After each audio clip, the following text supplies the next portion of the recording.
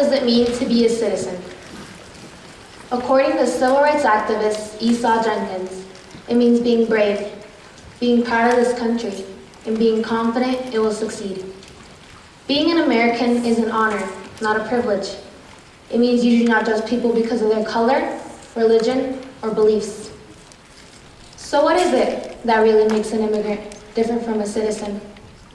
Is it simply the fact that they have a title that says they were not born in the U.S.? In fact, so many immigrants enter the United States at such a young age, they know no other place to go home. Studies show that the age at which children begin to retain memories is around the age of 7. This is a phenomenon known as childhood amnesia, which means that while children can typically remember events that occurred before the age of 3 when they're small, by the time they're older, they tend to lose those early memories. Therefore, immigrants who entered the United States as children typically have no recollection of any memories from their hometown. It is quite ironic how I cannot remember celebrating a single Dia de los Muertos, which is one of the most famous Mexican traditions, but I can clearly remember celebrating many 4th of July here in the United States. There's even many cases where these children have never even been taught to speak their native language, but on the contrary are taught to embrace American culture.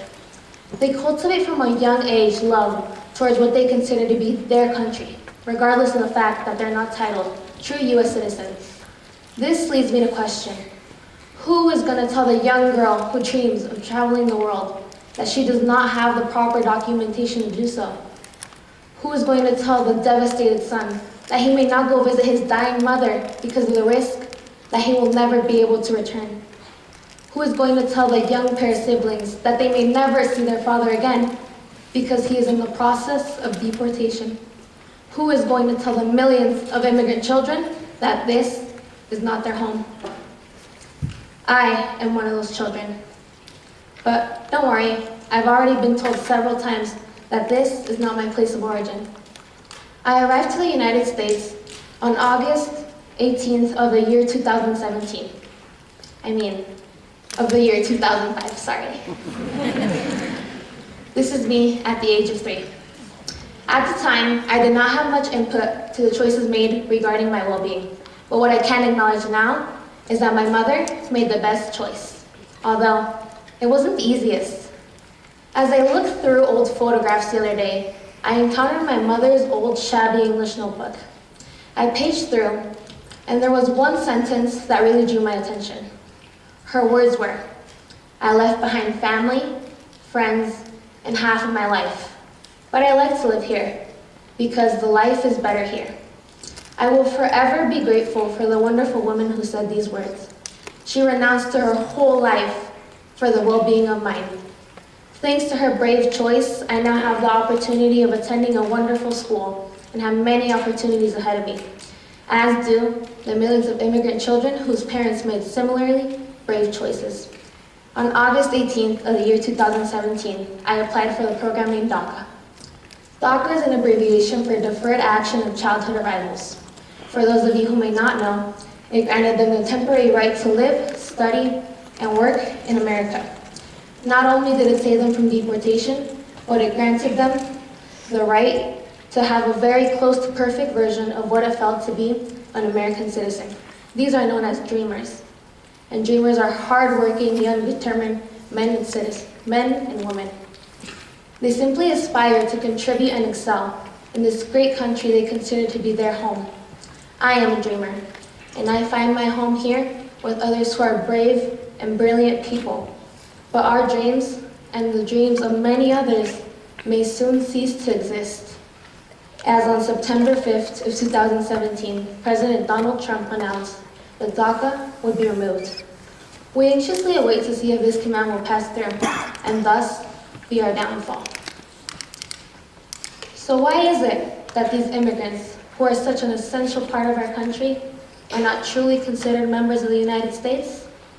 Well, there's many questions I do not know the answers to, but what I can guarantee you is that I do hope that one day our country can create an environment where everyone feels like they belong.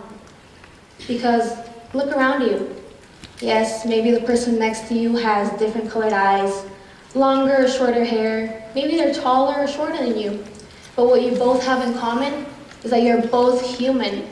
You both breathe the same air and need food and water to survive. Yes, you need food and water to survive. You know, my biology teacher said something in class the other day that really caught my attention. He said that we are all related. It might seem like a crazy idea, but it is true. If we were to make a pedigree tracking our inheritance back to the first humans, we would find that we are all related. Theoretically speaking, the person next to you is your cousin, even if it's your 63rd cousin 784 times removed. Oh, and I'm sorry if you're sitting next to your loved one, your wife or husband, because, newsflash, you're dating your cousin. Anyways, at the end of the day, we are all human. We all have the right to be heard. And I encourage you to speak up. Let your voice be heard. Get out there. Vote. Call our Republicans. Call our Democrats. Call for action. I know it may seem scary, but if you would have asked me 1 year ago if I pictured myself on this stage, I would have said no. Regardless, I am glad I took this step because I am not only speaking for myself, but for the millions of immigrants who currently reside in this country. And although I know it is not a guarantee that I will be allowed to reside in this country tomorrow, I can guarantee you that I will do everything that's in my hands today to make it matter that I was here in the first place. Porque amo a mis países, a mis dos países. Gracias.